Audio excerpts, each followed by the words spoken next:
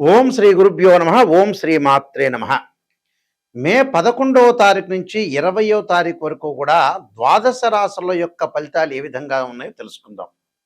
అంటే మేషాది ద్వాదశ రాశుల వాళ్ళకి ఎలాంటి ఫలితాలు జరగబోతున్నాయి అంటే ఉద్యోగపరంగా, వ్యాపార పరంగా, సంతాన పరంగా, ఫైనాన్షియల్ పరంగా ఉండే డెవలప్మెంటు, శుభ కార్యక్రమాలు, ఆరోగ్యము, కోర్టు సమస్యలు, ఇళ్ళు, స్థలాలు, భూములు, అన్నదమ్ములు, అక్క చెల్లెళ్ళు, తల్లిదండ్రులు, నిర్ణయాలు, స్త్రీలకి అలానే పురుషులకి, విద్యార్థులకి చదువు గురించి అంటే ఎడ్యుకేషన్ పరంగా ఏ విధంగా ఉన్నాయో తెలుసుకుందాం.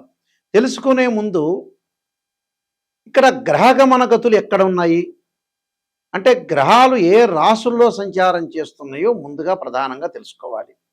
దానిలో 4 గ్రహాల యొక్క మార్పులు జరుగుతున్నాయి. దానిలో ప్రధానంగా రవి, బుధుడు, శుక్రుడు, కుజుడు. గురువు సహజంగా మిథున రాశిలోనే ఉన్నాడు, శని మీనరాశిలో ఉన్నారు, రాహు కుంభరాశిలో ఉన్నాడు, కేతు సింహరాశిలో ఉన్నారు.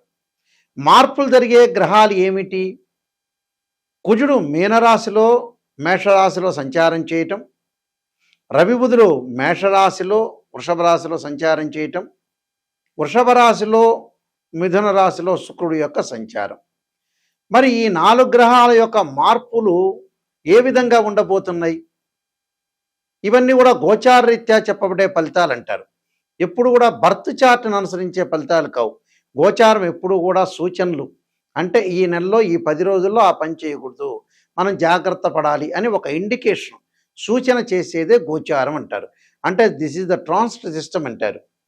బర్త్ చార్ట్ అలా కాదు, లైఫ్ లాంగ్లో ఏ విధంగా ఉండబోతుందని తెలిపేదే బర్త్ చార్ట్. మరి ఈ ద్వాదశ రాశుల వాళ్ళకి ఎలాంటి ఫలితాలు జరగబోతున్నాయో ఒకసారి మనం తెలుసుకుందాం. ధనస్సు రాశి వాళ్ళకి ప్రధానంగా శత్రువులపై కొంత విజయం సాధించటం, ఆర్థిక పరంగా మెరుగైన ఫలితాలు, వివాహ శుభ కార్యక్రమాలు కొద్దిగా వాయిదా పడే అవకాశం ఉండటం, దగ్గరకు వచ్చినట్టు వచ్చే సంబంధాలు వెనక్కి వెళ్ళటం, కోర్టు వ్యవహారాలు కొంతగా అనుకూలంగా ఉండటం, పిత్రార్జితం బాగా కలిసి రావటం, అన్నదమ్ముల మధ్యలో సఖ్యత, ఆరోగ్యపరంగా స్థిరంగా ఉంటుంది. అంటే దీర్ఘకాలిక వ్యాధులు ఉన్నవాళ్ళు కానీ, వ్యాధులు లేని వాళ్ళకి కానీ ఆరోగ్యపరంగా ఇబ్బందులు లేకుండా ఉంటుంది. ఆర్థిక పరంగా కొంత బలపడతారు. శుభ కార్యక్రమాల యొక్క ప్రస్తావన ఒకటి ఉంటుంది, కానీ శుభ కార్యక్రమాల యొక్క ప్రస్తావన, చర్చాగోష్ఠి ఇలాంటివన్నీ ఉంటాయి, కానీ శుభ కార్యక్రమాల్లో మటుకు అడుగుపెట్టే అవకాశం లేదు. ఇక్కడ ఆధ్యాత్మిక కార్యక్రమాల్లో పాల్గొంటారు. కొత్త అవకాశాలు కలిసి రావటం, ఆత్మవిశ్వాసంతో ముందుకు సాగే అవకాశాలు ఎక్కువ ఉంటాయి. కాబట్టి ఆర్థిక పరంగా మెరుగైన ఫలితాలు జరుగుతున్నా కొన్ని శుభ కార్యక్రమాలు, కొన్ని పనులలో వాయిదా పడటం ఒకటి. తల్లి యొక్క ఆరోగ్య విషయంలో కూడా కొంత శ్రద్ధ పెట్టాలి. అంటే తల్లి యొక్క ఆరోగ్య విషయంలో కూడా కొంత జాగ్రత్తగా ఉండాలి.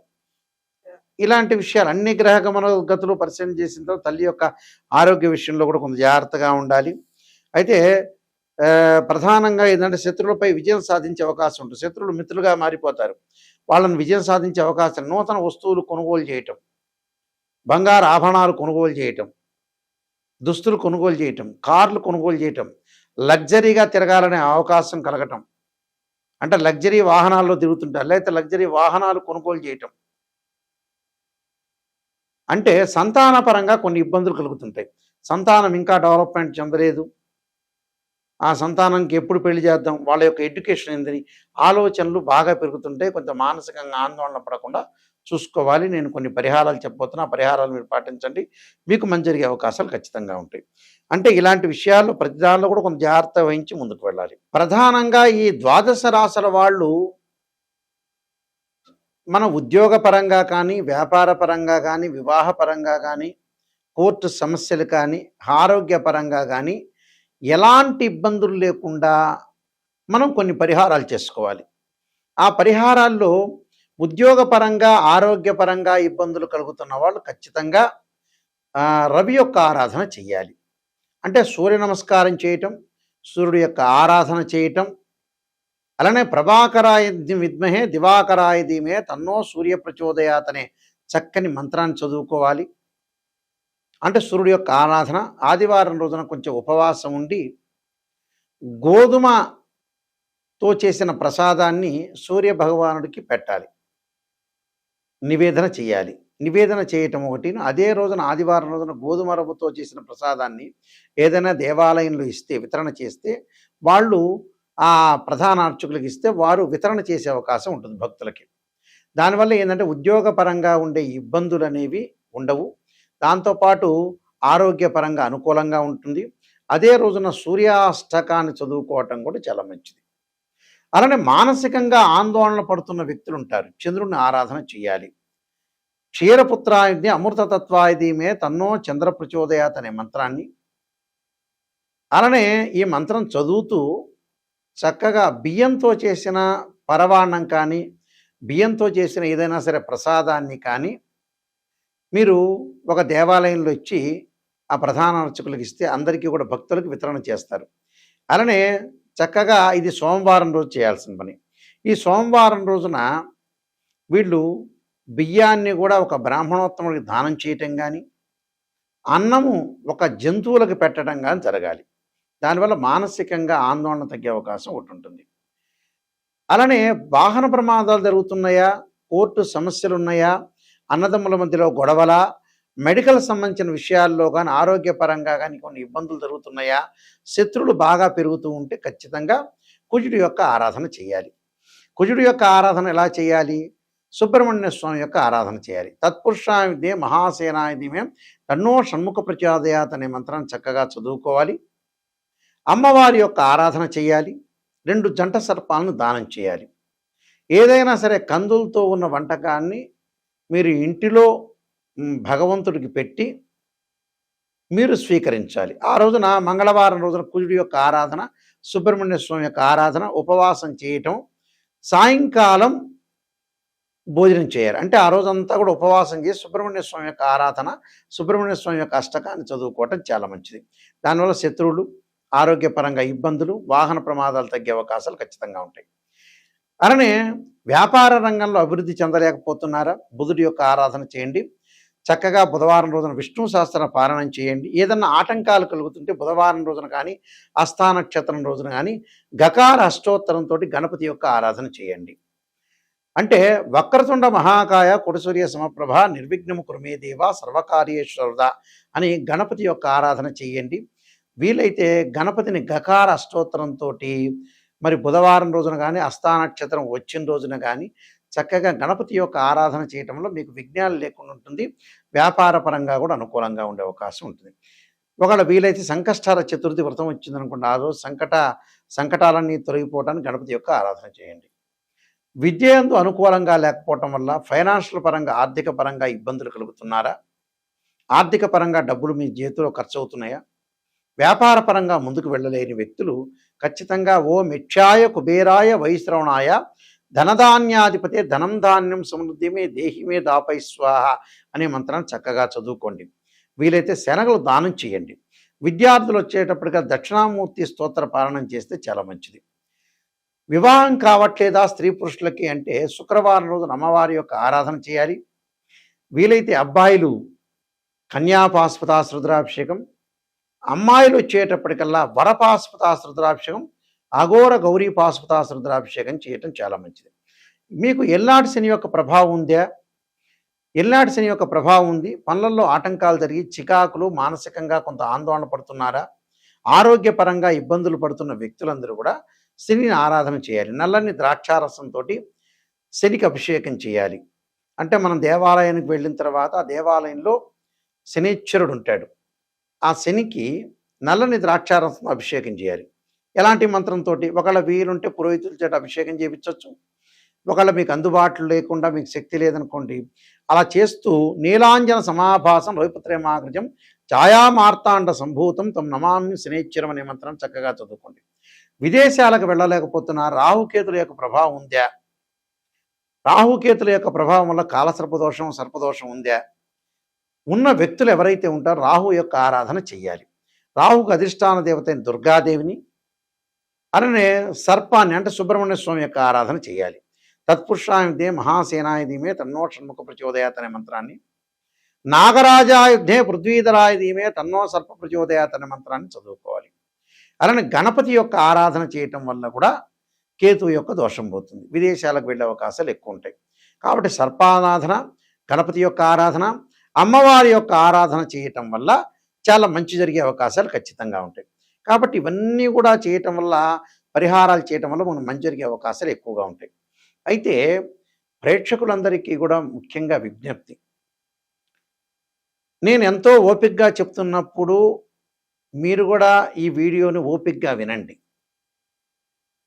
అంటే ఓపికగా వినటం అంటే ఏమిటంటే, మనిషికి ఎంతో ఓర్పు సహనం ఉంటేనే జీవితంలో విజయం సాధిస్తారు. ఈ కాలంలో ఒకవేళ టైం లేకపోయినా కొన్ని విషయాలనేవి వినాల్సిన అవసరం అనేది ఒకటి ఉంటుంది. మన జీవితంలో కొంత సమయం అనేది కేటాయించాలి.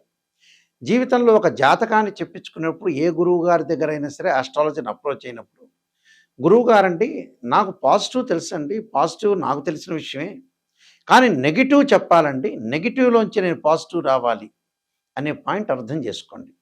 ఎవరైనా సరే ఫస్ట్ నెగిటివ్ చెప్పించుకొని ఆ నెగిటివ్ను పాజిటివ్ చేసుకోవటం ఎలా అనేది ఆలోచన చేయండి. స్త్రీయ లోపం పెరుగుట పెద్ద విద్య, లోపం ఎరిగిన వాడే పూర్ణుడవుతాట. మనం 10 సార్లు వెంకటేశ్వర స్వామి దగ్గరికి వెళ్ళినా, 10 సార్లు తిరుపతి దగ్గరికి వెళ్ళినా భగవంతుడు ఒక జ్ఞానాన్ని ఇచ్చాడు. ఏం జ్ఞానం ఇచ్చాడంటే, అయ్యా నిజాన్ని తెలుసుకోండి, నిజాన్ని తెలుసుకొని మీ జీవితాన్ని బాగు చేసుకోండి. ఒక కారు ఉంటుంది, రిపేర్ అవుతుంది, ఆ రిపేర్ మనం చేసుకుని కారులో చక్కగా వెళ్ళాలి. మన జీవితాన్ని కూడా మనం రిపేర్ చేసుకోవాలి. కారు ఎలాంటిదో మన జీవితం కూడా అంతే.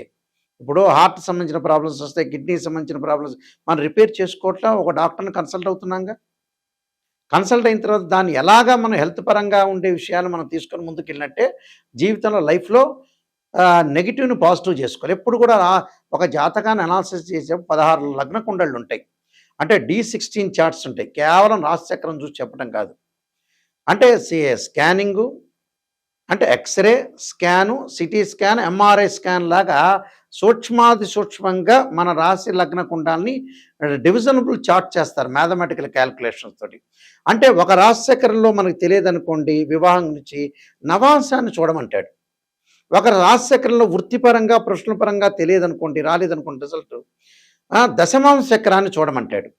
అలానే సంతానపరంగా రాశిచక్రంలో మనకి కరెక్ట్గా సమాధానం రాలేదనుకోండి, రాశిచక్రంతో పాటు సప్తమాంశ చక్రాన్ని, వీటితో పాటు భావచక్రాన్ని, దశల అంతర్దశలను కూడా చూడమంటాడు. అంటే మ్యాథమెటికల్ క్యాలిక్యులేషన్ వేసి డివిజనబుల్ చార్ట్స్ చూస్తేనే మనకు తెలుస్తుంది. దీనిలో ద్వాదశ భావాలను అనాలిసిస్ చేయాలి. కేవలం ద్వాదశ భావాలంటే ఏంటంటే 12 భావాలకి అధిపతులు ఉంటారు.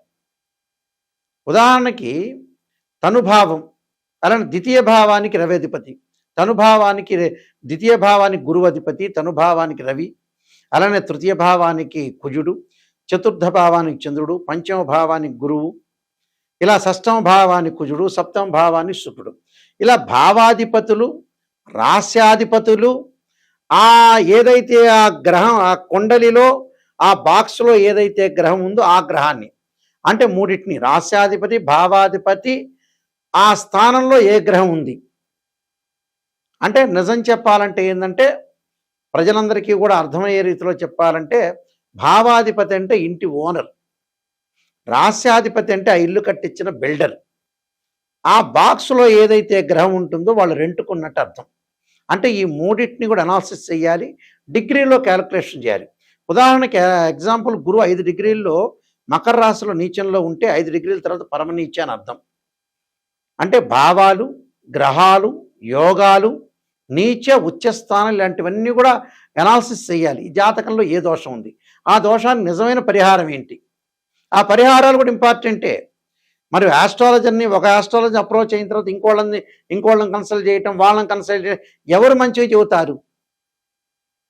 ఈ గురువు గారు నాకు చెడ్డగా చెప్పారు, ఇంకోళ్ళని ఎతుకుతూ ఉంటాం మనం, ఎవడు మంచిగా చేస్తాడని. అంటే ఈ ముఖ్యమంత్రి తర్వాత నేనే అవుతానని అలా చెప్పిస్తారు ఆస్ట్రాలజర్ చేత. ఎప్పుడు కూడా చెప్పించొద్దండి, నిజాన్ని తెలుసుకోండి. ఏం చేస్తారంటే ప్రజలందరూ కూడా, ఈ గురువు గారు నాకు నెగిటివ్ చెప్పాడు, ఇంకో గురువు గారు పాపం ఆలోచన చేస్తారు, ఒక 4-5, ఈయనకి నెగిటివ్ పనికి రావట్లేదట్టుంది, రేవంత్ రెడ్డి గారి తర్వాత మీరే ముఖ్యమంత్రి అని కూడా చెబుతారు. రేవంత్ రెడ్డి గారు ఏమనుకోరు నా విషయంలో.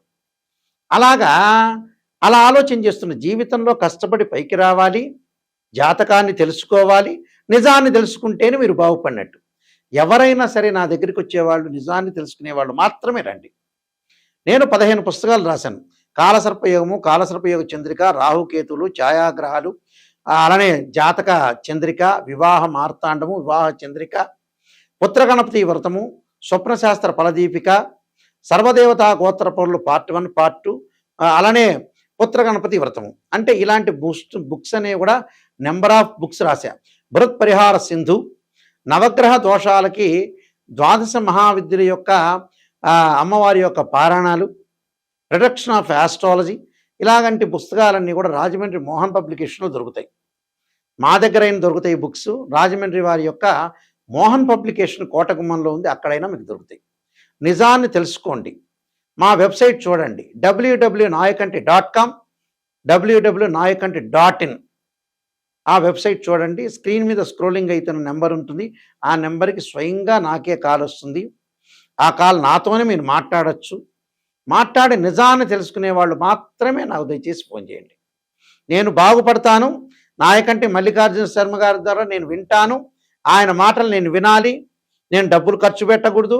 నేను అన్ని ఆరోగ్యపరంగా జాగ్రత్త ఉండాలి. ఎంతవరకు మన లైఫ్ అనేది ఉంటుంది, ఎంతవరకు మనం బాగు చేసుకోవాలనే విధానాల్ని ఎవరైతే నిజంగా కుటుంబాన్ని బాగు చేసుకోవాల్సిన వ్యక్తులు కానీ, వాళ్ళు డెవలప్మెంట్ కావాలి అనే వ్యక్తులు ఎవరైతే అనుకుంటారో అలాంటి వాళ్ళు మాత్రం ఫోన్ చేయండి. కాలక్షేపానికి ఎవరు ఫోన్ చేయదు. నిజంగా మీరు బాగుపడే వాళ్ళు అయితేనే నాకు ఫోన్ చేయండి. బాగుపడను అన్న వాళ్ళు ఎవ్వడూ ఫోన్ చేయొద్దండి నాకు. కాలక్షేపం టైంపాస్ చేయొద్దండి. అందువల్ల ఖచ్చితంగా మీరు ఈ విషయాల నిర్ణయాన్ని గుర్తుపెట్టుకోండి. మీరు మీ అందరికీ కూడా మంచి జరగాలని, శ్రీ పరమేశ్వరుడి యొక్క కరుణా కటాక్షం ఉండాలని ఆశిస్తున్నాను. ఎందుకంటే మేము వంశపారంపర్యంగా చెప్పేవాళ్ళం జ్యోతిష్యం. ఈ కొత్త వాళ్ళందరూ కూడా రకరకాల వాళ్ళు ఫేక్గా వచ్చేవాళ్ళు కూడా చాలామంది ఉన్నారు. మేము గ్రాండ్ ఫాదరు, మా నాన్నగారు కూడా శ్రీశైలంలో ప్రధాన పురోహితుడు, ఆయన ఇంటర్నేషనల్ మెంబర్గా పనిచేశారు. అందువల్ల నిజాన్ని తెలుసుకునే వాళ్ళు, నిజంగా మా దగ్గర తెలుసుకునే వ్యక్తులు మాత్రమే మీరు ఫోన్ చేయండి. ఎందుకంటే డివిజనబుల్ చేసేది మ్యాథమెటికల్ క్యాలిక్యులేషన్ చెబుతాం. మీ అందరికీ కూడా పరమేశ్వరి యొక్క కరుణా కటాక్షం ఉండాలని ఆశిస్తూ సర్వే జనా సుఖినో భవంతు.